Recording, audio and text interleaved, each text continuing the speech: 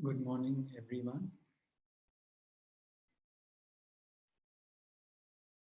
Today, I would like to start off with a couple of announcements. As this was the last scheduled Zoom session, what we have decided is that next Sunday, we will have a silent sitting, half an hour of silent sitting together. So if any of you would like to be part of it, you are most welcome. I will begin by talking a bit about meditation in the context of these teachings, and then we will sit together in silence. There are no rules as such. It could be open-eyed, it could be closed-eyed, whatever one is comfortable with. We all have enough rules and regulations and restrictions to deal with in our daily lives.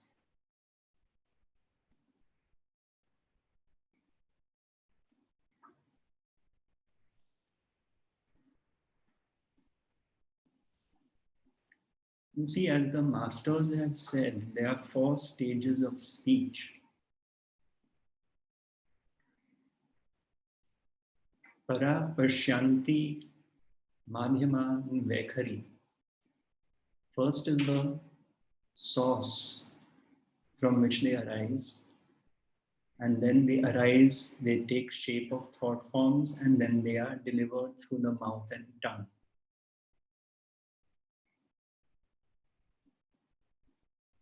And as Bhagwan Ramana Maharshi said, if words can be so powerful, what about the source from where they come?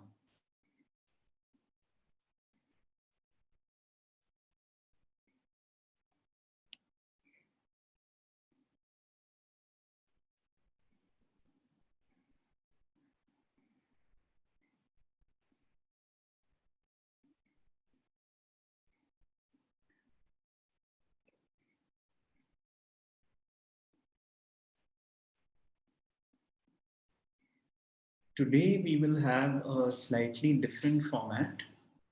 I would like to begin by taking questions, if there are any. I know many people are used to asking questions in the second half of the talk, but there were quite a few questions that could not be answered the last couple of times. So I would like to take this opportunity to answer any remaining questions that there may be, and then if time permits, perhaps share something or not. Before that, I would like to read a small paragraph which is completely aligned with this understanding.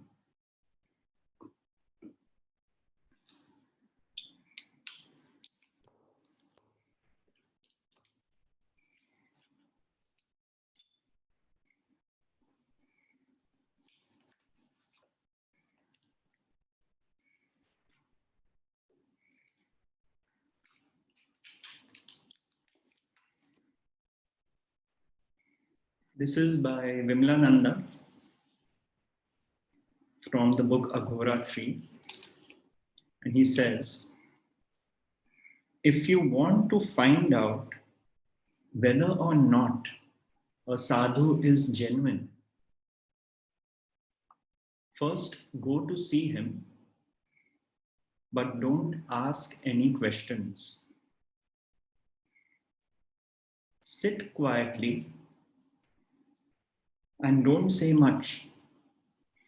Listen and try to keep your mind blank.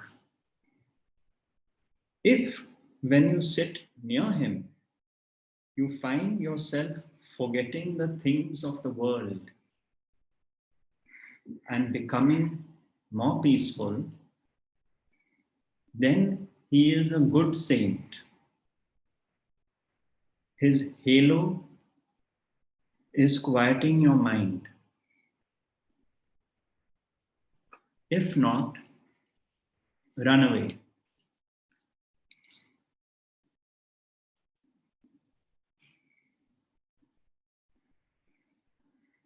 You see, that is why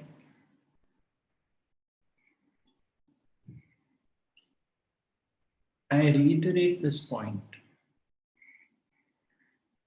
This is not a teaching that holds out a carrot. This teaching of non-doership, of Advaita, not to, delivers nothing more than peace of mind in daily living. It makes no promises. Beyond that,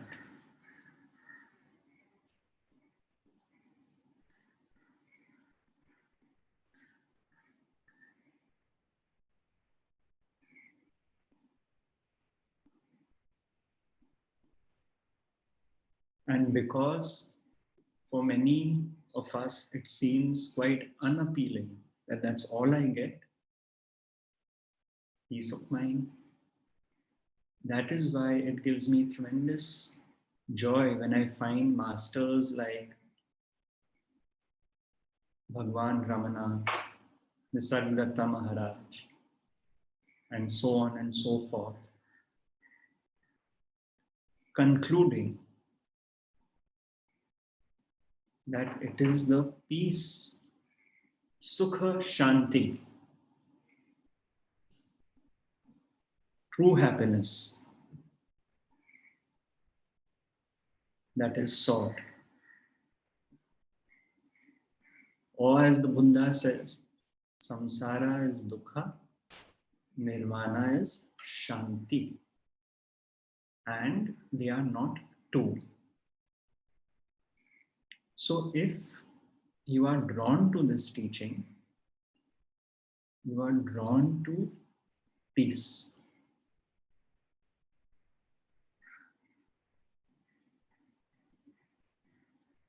The peace that passeth understanding.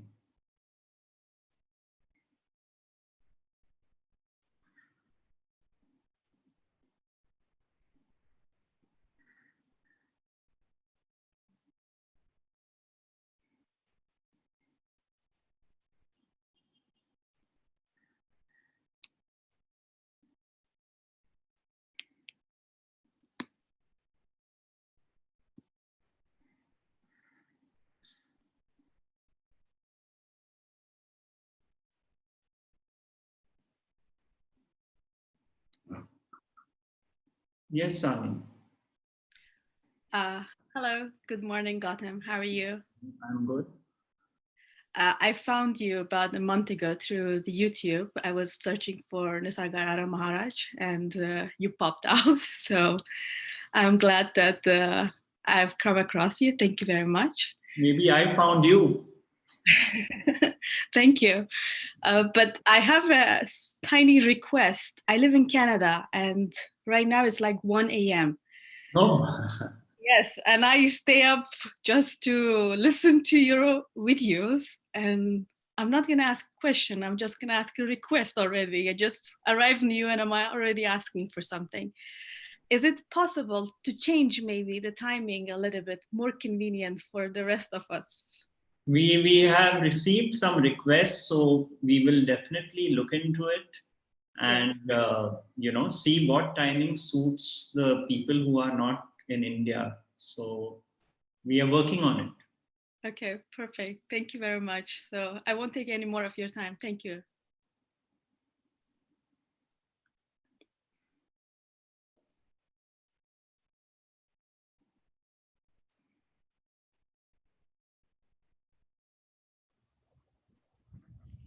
Hello, Gautam. Yes, Aki. Yeah, can you hear me, Gautam?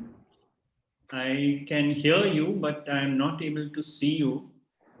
Oh, Yes. yeah. I can So, hear you. Gautam, this is with regards to Talks with Ramana Maharshi book, talk number 268, where Ramana Maharshi says that make no effort either to work or to renounce work. Your effort is the bondage. What is bound to happen will happen. If you are destined to cease working, work cannot be had even if you hunt for it. If you are destined to work, you cannot leave it. You will be forced to engage in it. So leave it to the higher power. You cannot renounce or hold as you choose. So if you could please elaborate on this particular teaching of Ramana Maharshi, Gautam. Yes, it's actually what you read out, Aki, is what has been my life's experience. And in this passage you read out, it is specific to work, which is what I completely relate with because I have a working life. But he has also said generally in life that whatever is destined to happen will happen, no matter how much you try and prevent it. And what is destined not to happen will not happen. Try as much as you wish it to happen. So it's the same thing. Now, regarding work, let me give you an example.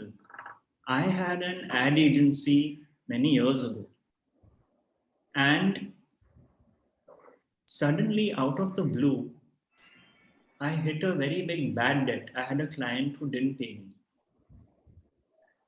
And one thing led to another, a general manager who ran away with a lot of money, and so on. And I could see that although I loved this job, I wanted to do it at that point in time. Circumstances were beyond my control, and destiny was taking its course. And so, even though the intent was there to want to continue, it fell apart.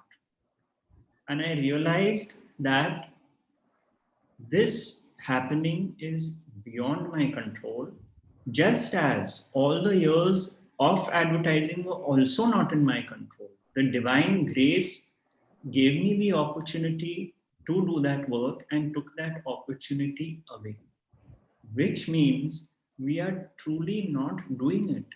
It appears that we are. You see, that is the whole point. Bhagwan has also said that whenever you work, just tell yourself it is not I who am doing the work, but the current that is doing that work through me. He has said that. What is that current? Consciousness. Otherwise, we are dead bodies. So, who is doing the work? Therefore, let it flow naturally. What happens is, for example, we get tired at the end of the day, of a working day, since we are talking about work. Oh, I did this, I did that, I did so much, I'm exhausted, I'm tired, I'm fatigued. Sometimes that happens. And therefore, Bhagwan says it is this, I did that, I was working, which is leading to the fatigue. And Rameshji would say the same thing that when this me thinks it is doing all these things, it is bound to get fatigued. But when the understanding is that the life force, the prana shakti, the consciousness has allowed me to sit on my chair, on my desk, and will bring about whatever is meant to be brought about today at work. And if it is not meant to happen, it will not happen. The kind of relief, the kind of relaxation that brings to the working environment is phenomenal. It is in no way underrated because it is truly not you doing the work, but work happening through you. And then work becomes a joy. And that is when Rameshji says that the thinking mind now switches to the working mind mode, where I am in the moment and I can be in the moment only when the thinking mind is not operating because that is never in the moment. That is creating stories, drama, going into the past, jumping into the future, and I can't focus on my work. But when the thinking mind is subdued, is absent, I am fully present to the work, and then the astonishing result is that the work happens effortlessly.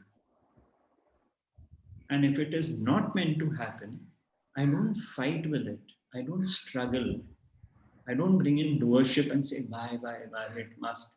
Why is today not flowing as smoothly as yesterday? It must. That is the me with its sense of doership which comes in.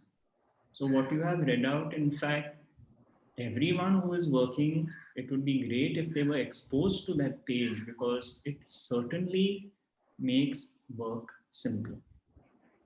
Yeah. And Gautam, we have, I mean, in our day-to-day situations, we see, especially in this Corona time, where people lose jobs, right, which they have been engaged in for a long period.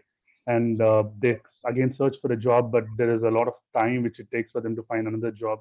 So does it mean that losing a job, maybe where it's a case of redundancy, or the person himself resigns it and keeps looking for the next job and not getting the next job, is it all a part of the destiny, that he was Yes, destined to lose the earlier job and is still not destined to get the next job? So he keep on putting his effort. Is that how it is supposed to be understood? absolutely. Because he is trying, he is exercising his will to the degree he can. The results are not in his control. Then in whose control are they?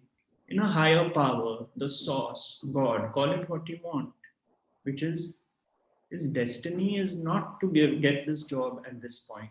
And like you rightly said, many people are laying off, many companies are laying off personnel now because they've tried, they've sustained, they've given salary cuts, but the scenario is now so uncertain that some companies don't have the reserves to continue doing this for a while. So this is part of what you could say a divine plan, and we have very limited vision. We cannot understand its complexity. But if one loses a job, then that was destined to happen. And if one gets a job, that is destined to happen. Because So it's so many people, even if you keep the situation aside, so many people have been trying to get jobs and they have not got jobs. So that is the destiny. Yeah. And Gautam, just a reiteration on the statement, make no effort either to work or to renounce work. Yeah, effort is the bondage. So when Ramana Maharshi says make no effort, what is that? What is the effort is actually meaning over here? Does it mean the effort to even try to get the next job? Is that how it is supposed to be understood? Effort will happen if it is meant to happen. That is what he is saying. So don't use the teaching to not make effort. What happens is many of us do that. You know, the ego, rather, the ego, which is manipulative and conniving and derives its sense of self from doership, tends to do that. Now, even Maharaj would say that earnestness and effort is the key. Even to meditate, Maharaj would say, please make the effort to meditate, sit for half an hour, 1 or 2 hours. But knowing that the results are not in your control. So if the effort, they are in fact, they, you know, a lot of people have this misconception that Advaita is a lazy man's guide to enlightenment. It is not true. The effortless effort being pointed out to is let the effort arise naturally, but don't overlay the sense of worship on that effort, that it is my effort. That is the main point. And then, therefore, one finds that even one is exercising more effort, so to speak, in a situation, it is not my effort, it is more effort is happening. I'll give you an example. I know a doctor in Bombay, and she has volunteered to go to the NSCI dome to look after the COVID patients. And it is effortless for her. She has her normal practice. After that, after performing the surgeries, she is driving down, and it is coming so naturally and effortlessly. It's not a liability, it's not a burden, and nor is she saying to herself or to others, this is what I am doing. She is very quietly going about it. Effort is arising because that is the need of the hour, and for her it is arising. and no ownership is taken of that effort. So effort is certainly being put at least 3 times than what she had in a normal day, but it is flowing so beautifully. There is no complaint. There's no why did this happen? When will this stop? It's amazing to see this attitude, you know. This is what being in the flow is about. So Gautam, the effort which we end up putting is also predetermined and predestined in a way, if we understand it. Am I correct? Yes, yes, yes, that is true. Thank you, Gautam. That's really very helpful. Okay.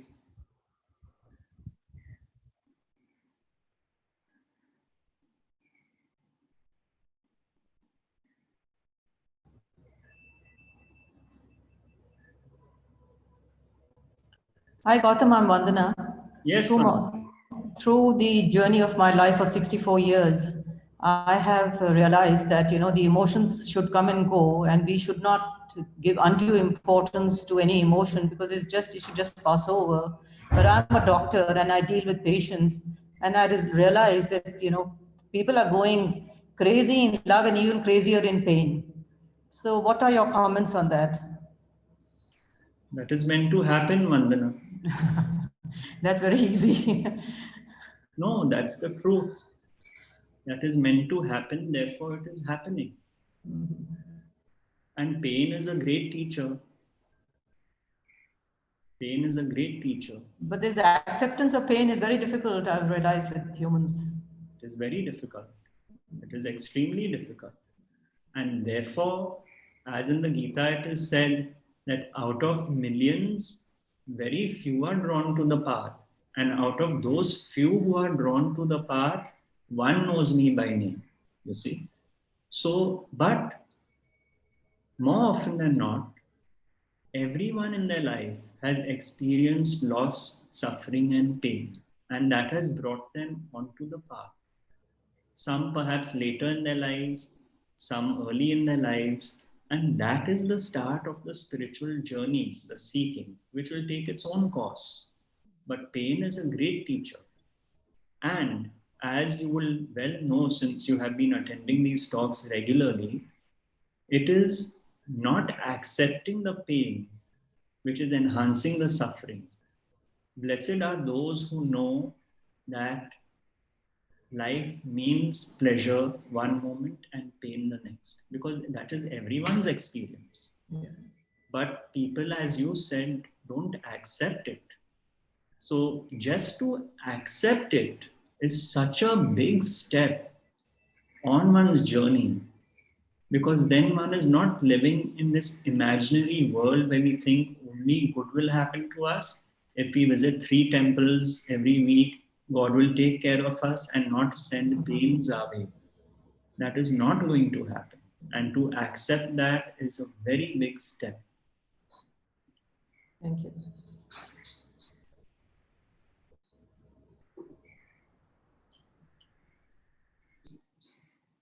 You know, there's I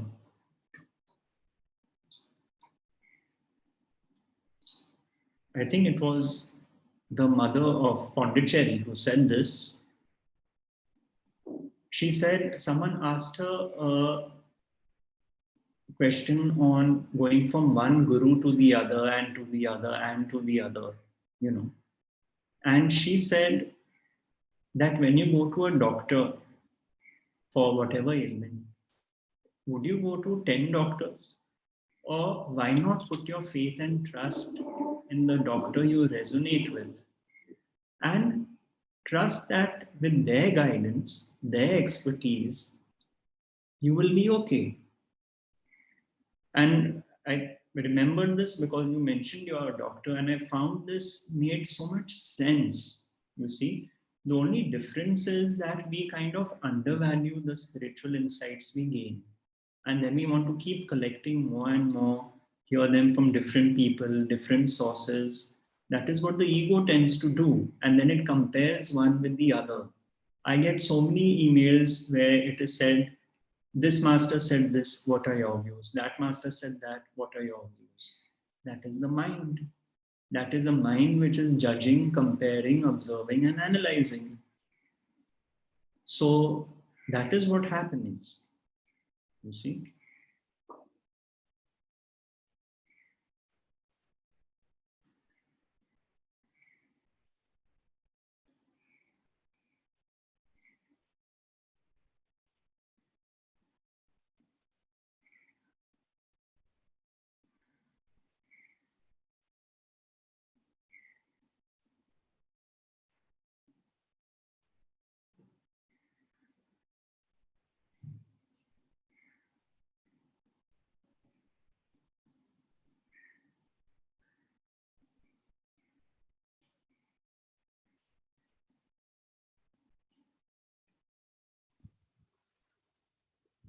Morning, Gautam sir.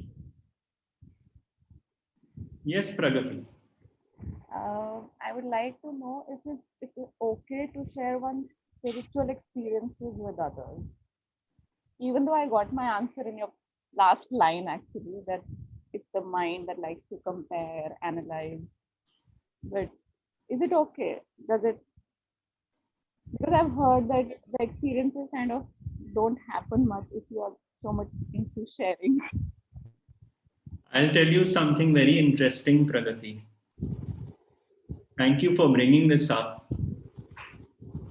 You see, my mother, when she went through her spiritual experiences in 1996, what happened was she would just sit and close her eyes and all these visions came up, which didn't make sense at that time.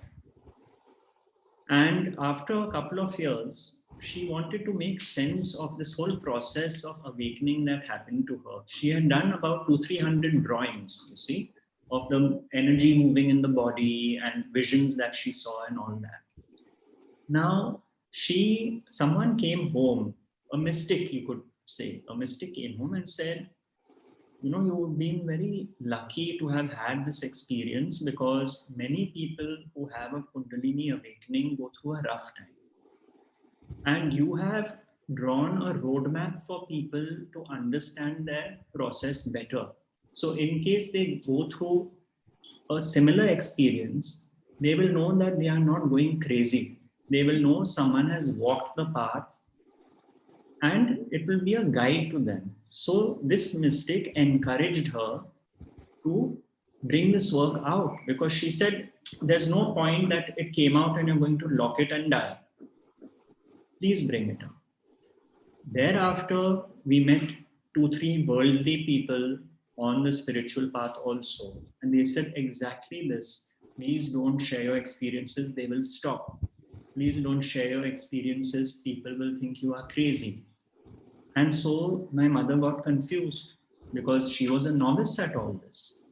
What she did know was that whenever she saw something and it didn't make sense, she would visit the local bookstore. Was one in South Bombay, a spiritual bookstore. And by sheer coincidences, you know, a book would fall out of the shelf or she would hear a sound as she was approaching a particular book. She would pull that book out and exactly what she had seen was explained by a master, but in words. You would say that when this happens, in this chakra, this happens, and this happens. So it validated her experience because it was her personal experience. The only difference being she saw it and others had written about it. Now tell me, should she have shared her experiences or not? It is a very important question. Now, it all depends on the intent. For example, if the intent is that I am special, I've had these experiences and I want to share it so people know what I've been through, that is one intent.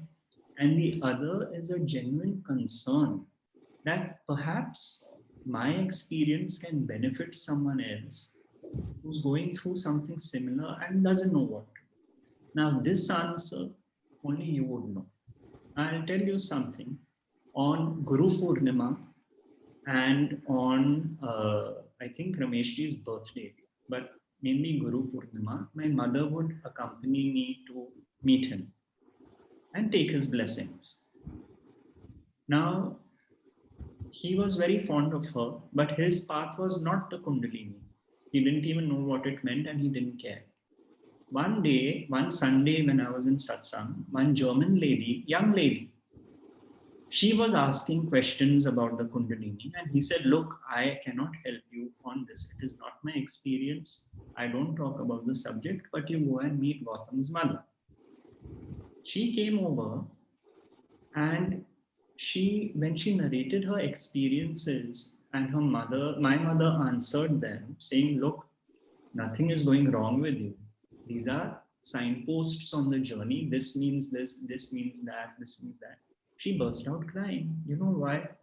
Because she had been medicated by a psychiatrist for the last 2 years of her life to make her normal.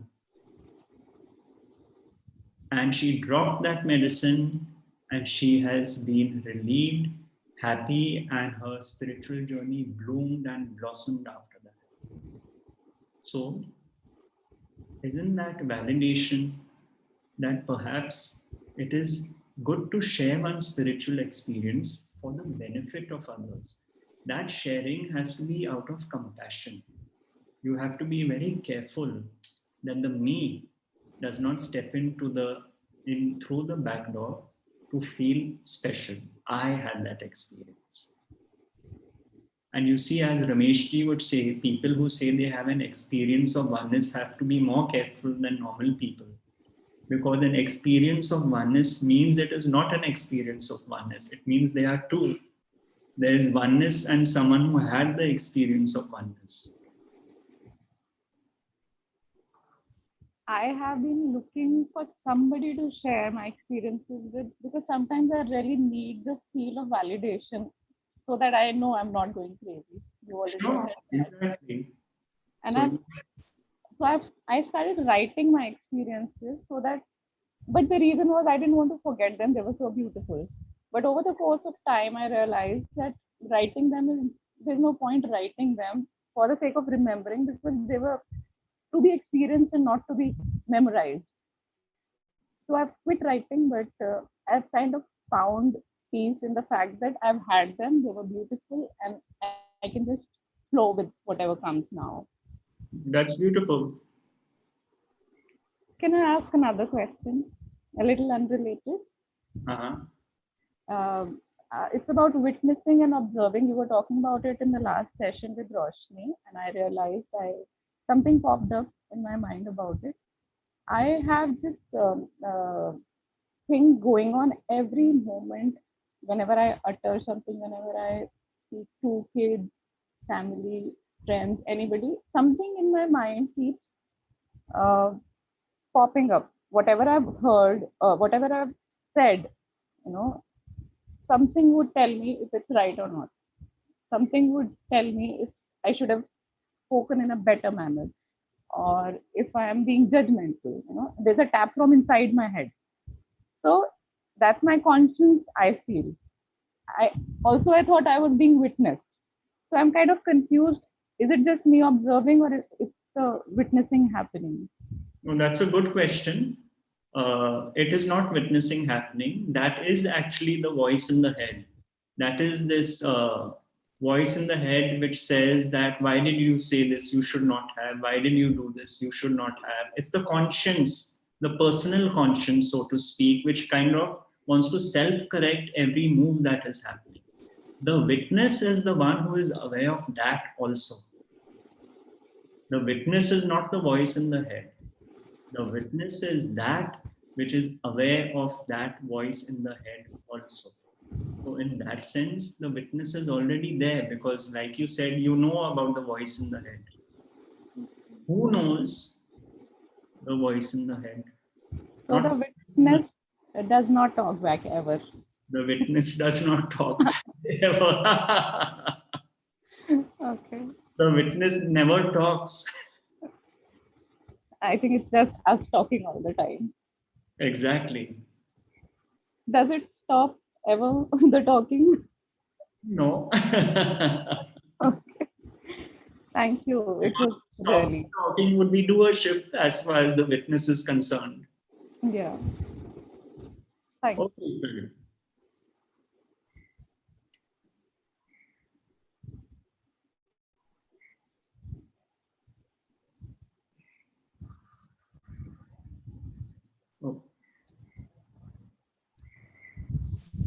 Yes, Bhadra.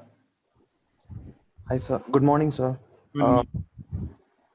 sir, my question is regarding about getting enlightened.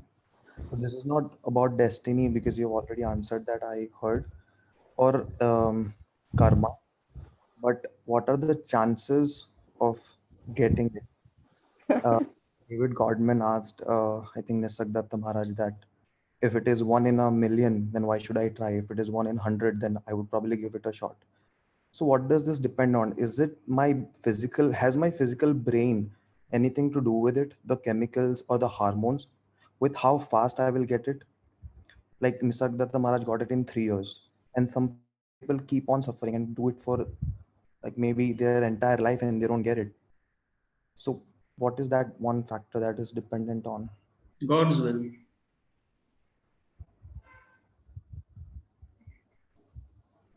Yet, Bhadra, yet, the effort is ours. So, if we do feel this urge, it is an inner urge. We are not really doing it. This has been programmed into us, the spiritual seeking, the spiritual search, the search for liberation, the search for enlightenment. You may have friends who don't care, friends who think you are crazy. I'll give you an example. Once I made two new friendships. They were older than me, these two gentlemen, and I decided to give them a copy of my book, The Buddha's Sword. And I thought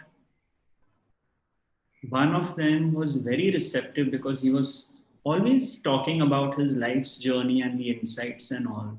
And the other was not concerned. His talk was more mundane about politics, about, which are the new restaurants in town and all that. Anyway, since we had gotten to know each other, I gifted both of them the same book. And you know what? The opposite happened. The one with the mundane life loved the book, and the one who was on the spiritual journey said, I am not able to read the book. Destiny, God's will.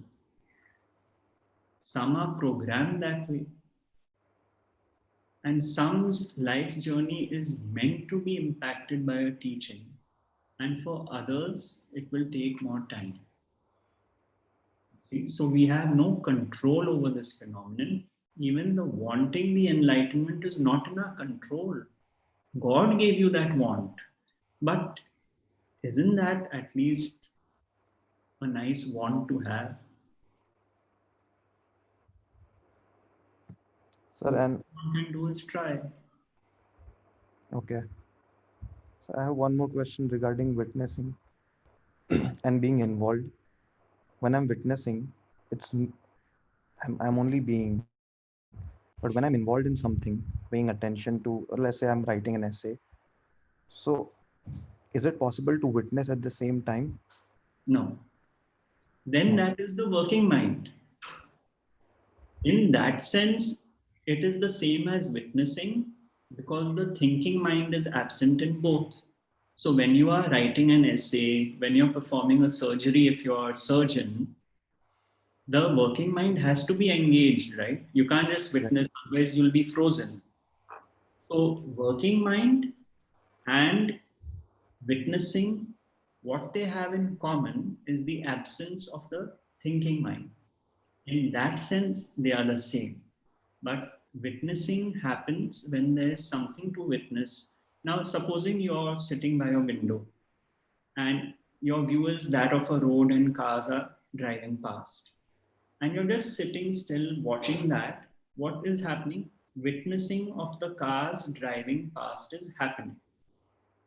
Now, supposing no more cars drive past, that witnessing will change to non witnessing because there is nothing left to witness. See? So, witnessing happens, and observing, which is different from witnessing, will be if when Bhadra is watching the cars go past, Bhadra says, oh, I really like that car. That is a Lamborghini, and I don't like the Ferrari, and I don't like this, and I don't like that. That means the witnessing, which was just witnessing the cars, has got into observing and judging. But when you are doing something at work, is the working mind. The artist, the painter creating a painting is the working mind. They are so engrossed in it that the thinking mind is not going all over the place. The witnessing is not happening while the effort being expended for the painting is happening. Same with the surgeon. It's exactly the same. Become the process, and yeah, like being in the zone. That is exactly being in the zone. The So being flow. in the zone happens when the working mind is, the thinking mind is absent. Absent. Okay, that's it. Okay.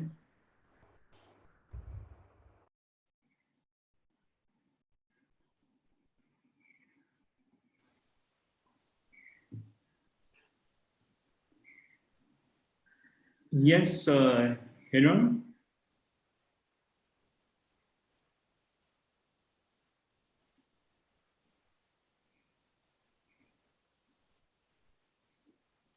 Are you there?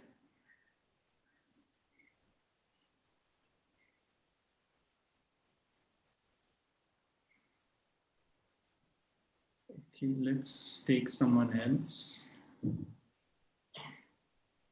Meenakshi. Hi, Gautam. Yes, Meenakshi. Hi. Do you play a guitar? I think I saw a guitar exposed in the background. I tried my hands on it. uh, so my question is, the more and more I read the books and go through the teachings and sink into the understanding, uh, what I've understood is we cannot know the truth in totality. Even what we can be is only you cannot really understand it, and most of the time I'm okay with it, because the gift that the teaching comes with is, as you said, is peace of mind, which is what else can we ask for. But there are times when it feels like a handicap for not knowing the truth in totality, like the mystery of death. Why are we separated in the first place? And why all of this? And why does consciousness is so obsessed with duality and separate entity? So yeah, I mean, why? So we'll never come to know the truth in totality, is what I've concluded.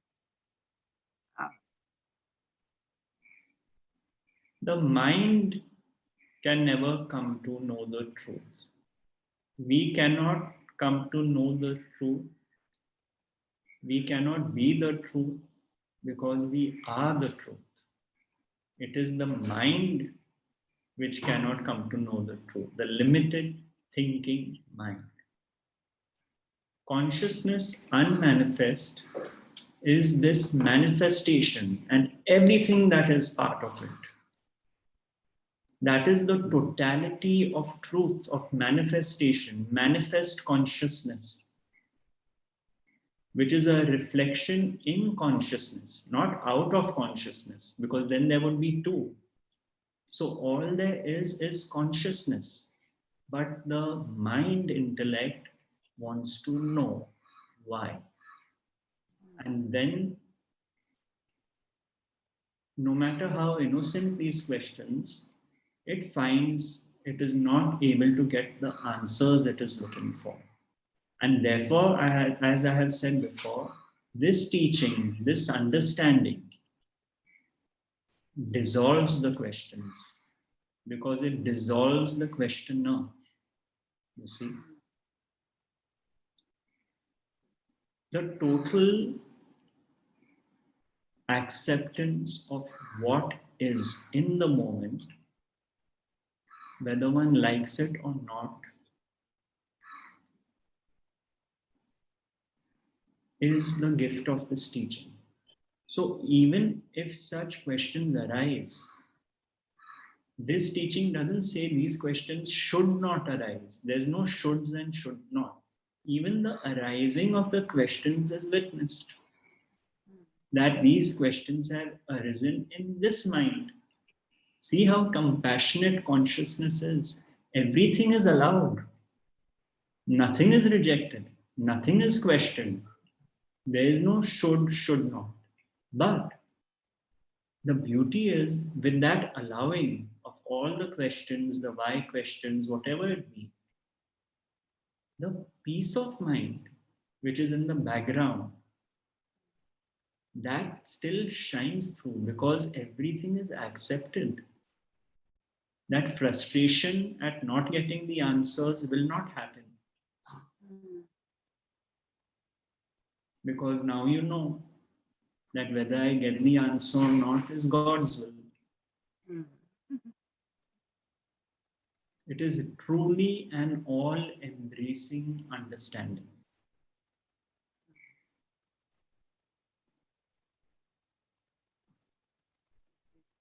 Thank you. That was beautiful.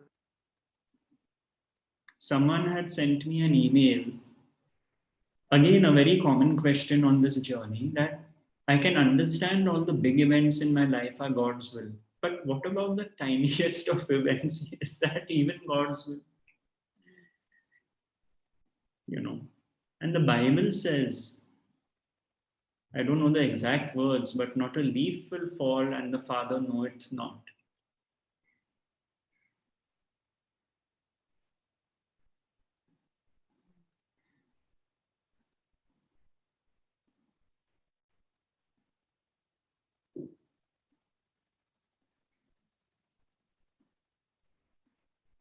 The quest for truth is actually a most beautiful journey because all the illusions get burnt up in that quest. All your expectations from people, from relationships, how people should be, should not be, gets burnt up in this fire. And then you accept yourself more and more and more. And acceptance becomes the mantra of living. It becomes a way of, as Rameshji would say in his early days, living the life courageous. To accept that God's will prevails at any and every moment in time.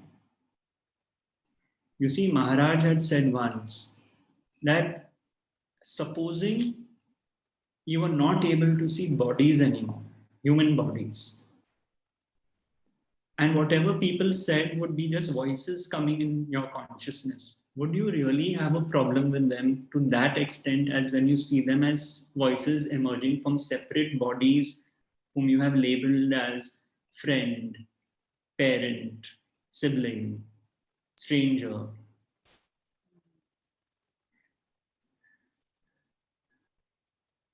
That unity, that acceptance that all there is consciousness, becomes in a sense living that truth.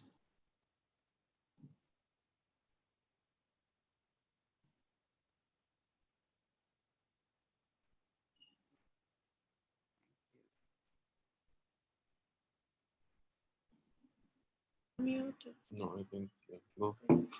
Yes, Harish. Hello, Gautam. It's not Harish, it's me again, Roshni. Hello, how are you? I'm fine, thanks. Yeah, so just before my question, you were talking about acceptance, and that's actually my question because you've been, I think, repeatedly talking about acceptance and letting go of doership, God's will. But I have a, how to tune into that life force, that energy, and to believe and to the surrender. Because fighting with it is very painful. And as you said earlier, it's the pain that brings you into this spiritual life and spiritual growth. But for me, I feel acceptance of this whole life force, and to surrender and going with the flow, and acceptance of myself basically and the others is, I think if I had that, I would be a more peaceful and happier and grateful human being. That's what I'm looking for continuously. And it's a big battle, it's a big struggle for me, because it's like, constantly looking for it. And I actually envy people who have that. I'm sitting across you and I'm actually envying you. And I actually envy people who have that, where I keep on hearing. And it's so touching when you said something about the Bible, that not a leaf shakes without, God's will. So it's so touching, it's so inspiring, to the extent of, I keep asking myself that why don't I have this complete surrender? And if there's any way that you could suggest some books for me to read or to do something, I'm just willing to do that. Roshni, are you saying that you don't have acceptance of anything and anyone? Is that what you are saying? Yeah, I feel so. Anything that goes against my will, as yes, I think last time I spoke to you about that, and that's my major hurdle, I would say. So what has been your life's experience so far? As far as my will is concerned, have you always got what you wanted? No. Therefore? I've not got what I've always wanted. Therefore? Therefore, I've always been in pain and struggle and misery. And you know how precious your will is actually. Pardon? You know how precious this will is if it doesn't get you what you want. I didn't understand. If your will does not get you what you want, which, like you said, many times you've not got what you wanted, right? Yeah, I mentally, intellectually rather, I do understand that, but it's the emotional part of it to just let go and surrender.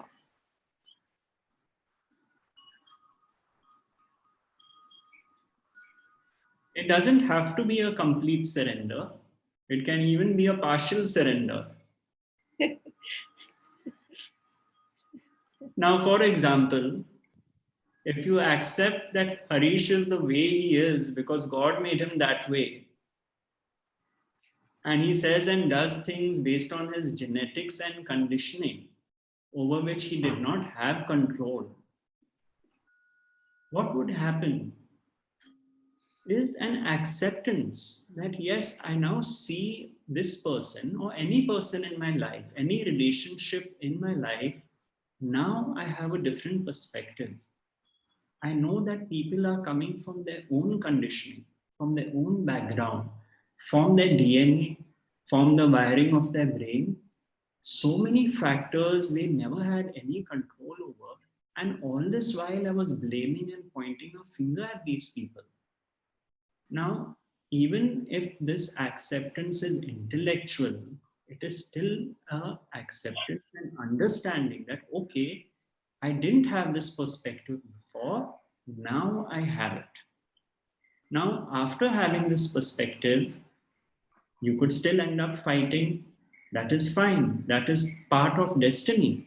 But with a shift in perspective, you will find that the sting in relationships gets removed because you no longer take things as done by specific people personally, like you used to before. So it does not have to be a complete surrender or total acceptance. This kind of teaching can even go in without you knowing it, because it is your mind that questions and doubts. The mind questions and doubts, but somewhere something has appealed to you. A lot. You would not be back here. Somewhere something has appealed to you, and therefore there is interest. I mean,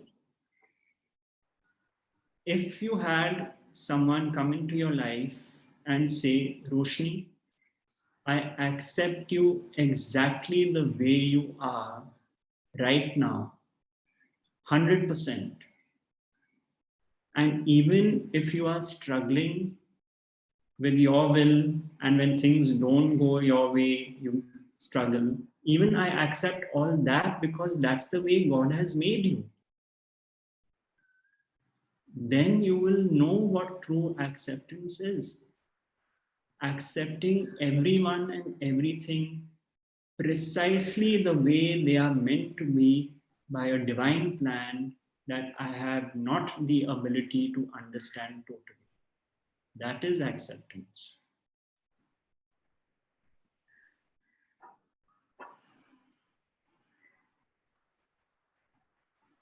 The precious will is under threat. The ego is now told that what you held so dear to you, your sense of doership, your sense of control in life, getting the results you want, is a deep threat now, because now a voice has come along and said, nothing is in your control. Your breath is not in your control. Your heart pumping is not in your control. Sitting on the chair is not in your control. And the ego gets afraid now. My God, is this the sense of doership I was so proud of? That I was in control of everything, of every event. So even if you feel, why am I not getting it? Yeah. That is the thinking mind saying that. Has this concept been rejected by you completely? Do you feel, I don't accept what is being said here? I don't agree with it. I believe I am in control of things. No. So what is that within you which is accepted that? Could it be, Roshni? Is there a possibility that this teaching has touched the heart, but is the mind playing its usual tricks, saying, I don't accept this, I don't believe that, I don't understand that. When will surrender be total? When will it be complete? Could it also be that? If somewhere within yourself you have accepted, not a leaf will fall, which you have just repeated yourself. You said it sounded beautiful. What part of Roshni found that beautiful? I think my heart or my soul or whatever you call it, I don't know. Therefore, witness all the objections of the mind when they arise. You might just end up laughing at them one day.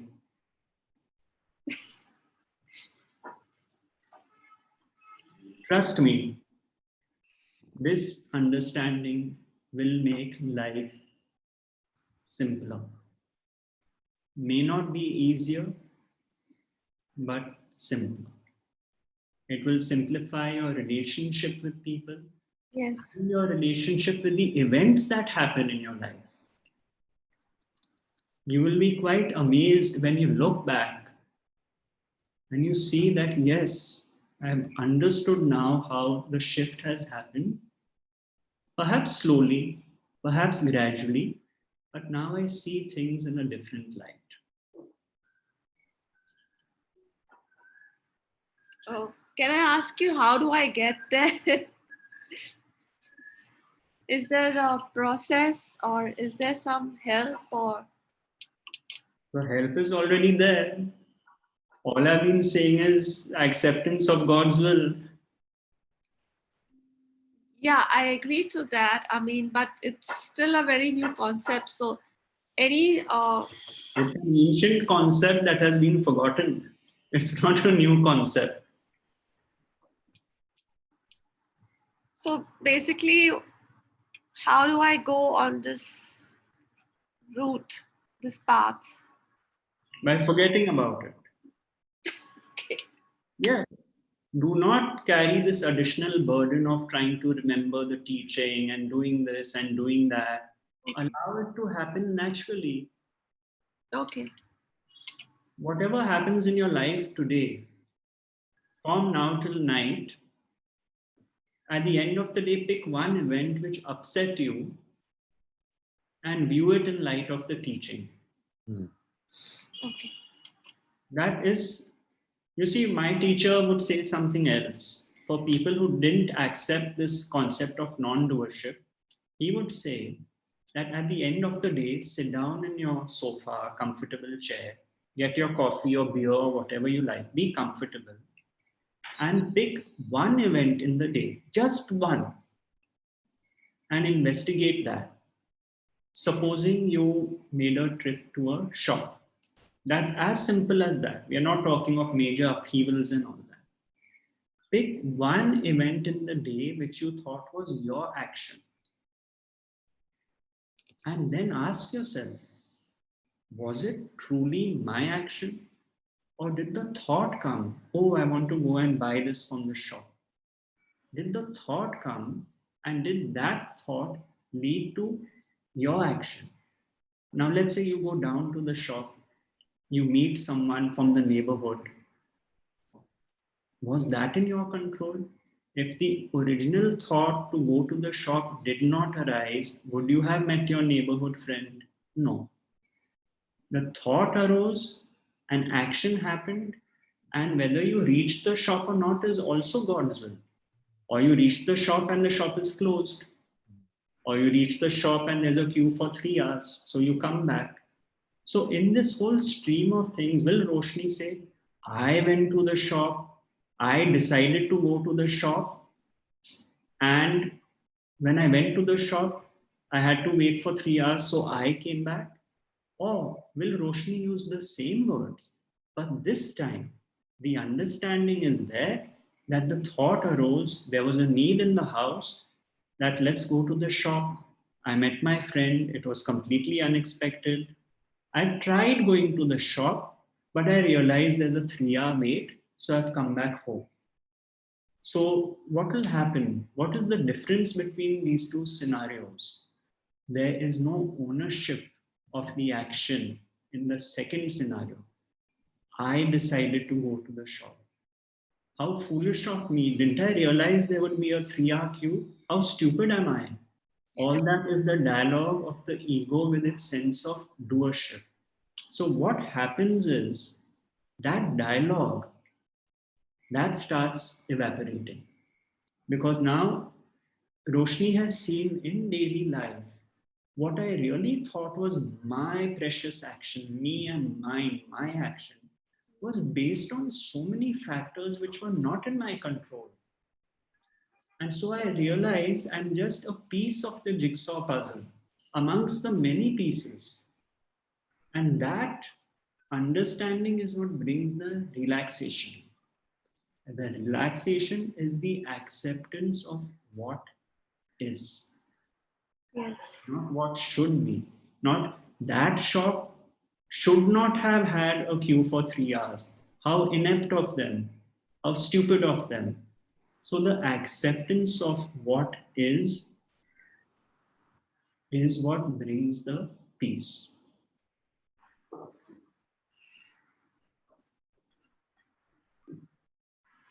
Thank you. Thank you. Okay. How is Harish? Is he hiding or is he all well, Harish? I can't hear you, but whatever my will is God's will now. whatever God's will is my will. Playing the trick. Okay. Okay, we have here Anil. Hello, Gautam. Hello, Anil. Yeah. My question is actually, in this period of COVID, we all have come to the realization, many negative thoughts are coming, that is this pandemic as serious as it is projected, or whether WHO is in collaboration with China and doing us all what he's doing, or are we being taken for granted by government of India and taken for ride? Numerous such thoughts do come.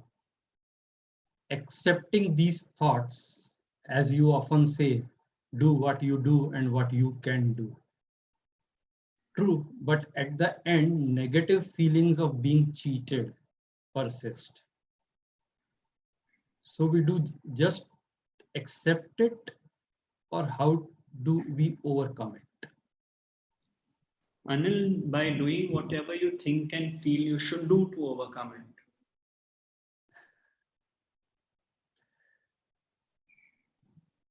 No, because we, in this social media now, we have lots of things which come that this is serious. Sometimes one says this is not at all serious. This is all just recording of the, we are already all the day recording the deaths due to the COVID. If we start recording the deaths due to other illnesses, those will be more. Yes. So what all this means, thinking mind is actually controlling everything else. No, you are absolutely right. Anil, see, the difference is today with technology and social media, we are able to receive various views of various people. Earlier, without social media, it was what we were reading in the papers. Now, what has happened, as you rightly said, different people have expressed different views. There are videos where, they are saying that a prediction was made that the next president of the USA would see a pandemic. How come that prediction was made 2 years ago on public TV? Who knew that? And as you rightly said, doctors are coming out. Some doctors I've seen videos where they say that there's no such thing as you have to keep a distance of 6 feet because the virus doesn't jump. Other doctors are saying the opposite. So you are absolutely right. There's tremendous amount of information there. Most of it is misinformation, and simple people like us don't know what is true and what is not true. Therefore, there is certainly a lot of so-called negativity in the air. We do not know the truth. But each one of us has to decide for ourselves what our views are on the situation. Based on all the input we have received, based on our conditioning, our understanding, we come to the conclusion that this is our view. Now, added to that is the negativity because of the environment. Businesses are closing down, people are losing their jobs as a consequence of this. But when we accept that obviously this happened because it was meant to happen, none of us could have, no astrologer mentioned the degree of this happening to us earlier. Nobody could see it, for example, to this extent. Now they all are saying, this planet was here, that planet was there, so this was bound to happen. Okay, fine. But at the end of the day, we have to take a decision as to what our view is. Is my view that it is true and I better be safe and I better toe that line? Or do I feel, no, I am being cheated, I don't know the truth? And you come to your own conclusion. But the difference is, after that, the thinking mind is no longer engaged. Because you now know that there is so much you don't know, so you are at peace with it. The suffering is when these recordings keep going on and on and on and on in my head endlessly, and then I don't even sleep at night. But when I accept, like everything is not in my control, even this is not in my control, there's an acceptance of what is. And I may have a view on the situation, and my partner may have a different view on the situation. I don't need to convince my partner to think exactly, no, I am right, this is a conspiracy, you cannot think that way. That need to convince others falls away, because everyone is entitled to their own view. I'm happy to share mine if someone asks for me, but beyond that, truly, it doesn't matter. No, but if the view is, suppose this is not a pandemic. Yes. And if suppose it isn't, then consequences are different. So then make a video. You have to face the This is not a bad. You can see the results, which will also not be in your control. Thank you. It is definitely a very strange time which we are seeing. There's a lot of uncertainty, no doubt about it. Lot of lessons to be learned. This is the time of highly polarized thought processes and emotions. Those on the spiritual journey have this gift of knowing these are the polaric opposites in duality of expression. That brings about the balance. There will always be opposing points of view, because that is the nature of duality. Just like there is black and white, up and down, front and back. So this duality, this is embraced in the understanding. And that understanding becomes a cushion which includes this chaos, doubt about the future, unknown. All of it is held in the embrace of the teaching, knowing that this was meant to happen. And as we go along, we will see how events play themselves out.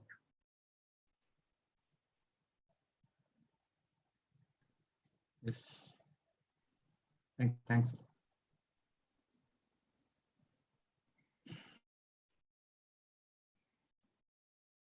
Yes, Kranti.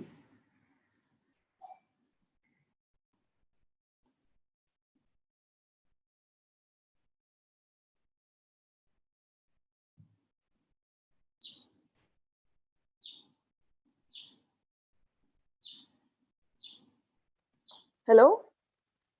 Yes, Kranti. Yeah, good morning, sir. Hello. I just want to share one incident that happened today. Am I audible, sir? Yes, yes. Okay. Actually, in the morning, normally I get up and I meditate for some time. So today I fell asleep after meditation.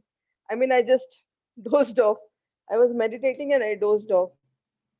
Around 8:30, you came into my dreams. And as if you were taking some attendance, you said Kranti. And I said, sir, sorry, sir, I'm not able to log in because of Wi-Fi problem. And the surprising part is every Sunday I forget that it is a Sunday. Every Sunday, I mean, I'm not able to, keep up to the date and time nowadays. Like days are just going on. I'm not seeing the calendar. Okay, I do get the notifications on YouTube regarding your satsangs, and it's there on my mind. But every Sunday, it surely does happen that I don't have any clue that today we have a satsang, and somehow by 10:30 I will log in either on YouTube. If I do get late, I sometimes log in. I watch on YouTube, and then on Zoom. But today I was like, I was so shocked that you came to my dreams, and then as if you are taking attendance, Kranti, and I said, sorry, sir, I could not log in because of Wi-Fi problem. Just wanted to share that. I'm like the school teacher who's a nightmare, is it? No. I was very peaceful actually after meditation, and So that was like, my divine this thing, alarm, divine alarm. Kranti, wake up! You have a satsang to attend. This reminds me of, I don't know, it's a very common spiritual, not even a story, where this young boy tells his mummy at home, Mummy, I want to be absent today from school. So she said, all right, you've not really bunked, so it's okay. So he said, Mummy, can I go?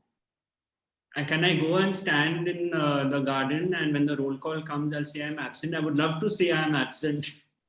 So the mother said, how foolish is that? Because you're going there means you are present. And this is a big simile for the ego and its sense of doership, you see. Because the absence of the me with its sense of doership is the presence of peace. So if you find yourself saying, I am at peace, I am surrendering, that is the ego claiming its absence when in fact it is very present. So on that note, let's end this session. To repeat for those who might have come later, next Sunday we will have a silent sitting. I will speak perhaps for 5 or 10 minutes initially, and we'll sit together for about half an hour.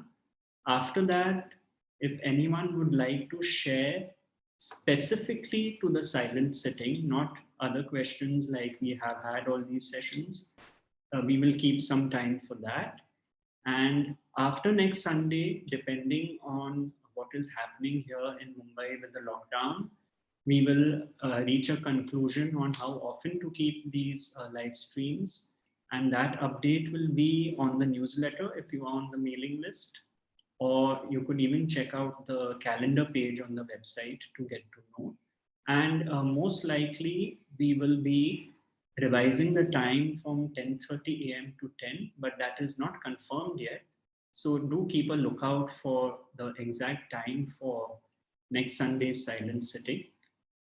And we will also be looking at an alternative time for people who are in other parts of the world. I will work that out.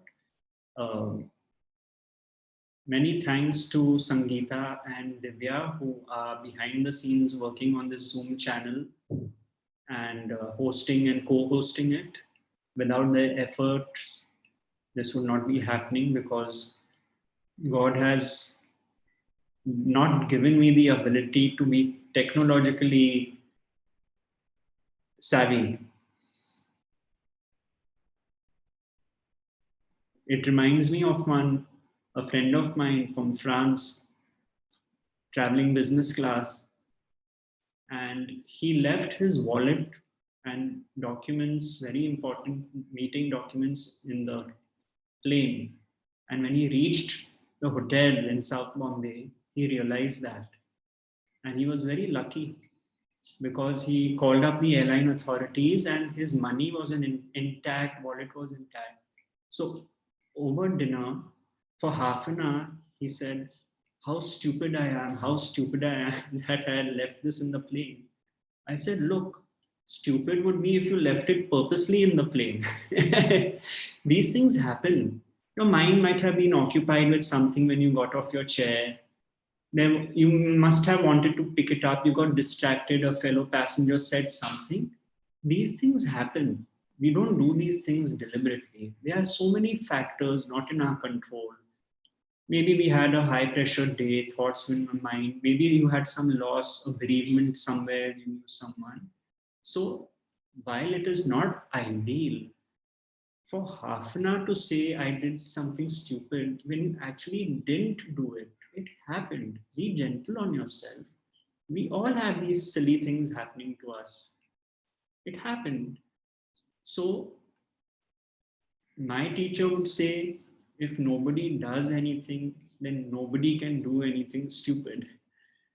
But what I'm saying is that dialogue for half an hour over dinner was based on doership. I did something stupid. That dialogue falls away. You may say it once that, oh, how stupid of me, more as a figure of speech. But when you understand that, theek hai, koi baat nahi, ho gaya na. I don't know how it happened. I was irresponsible, whatever, okay. And then you are present for the rest of the dinner with the person in front of you. So let's end on a minute of silence and hope to see you all next Sunday.